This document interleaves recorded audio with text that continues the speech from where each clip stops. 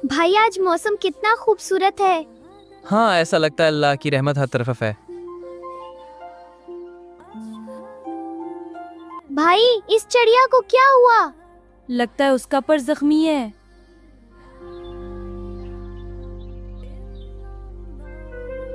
डरना नहीं, हम तुम्हें बचाएंगे। हम इसे घर ले जाएं?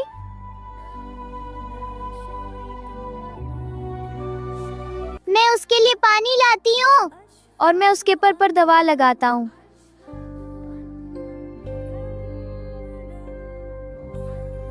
भाई ये दोबारा उड़ सकता है।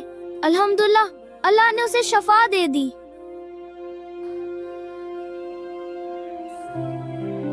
जाओ, आजाद हो जाओ। अल्लाह तुम्हारी हिफाजत करे।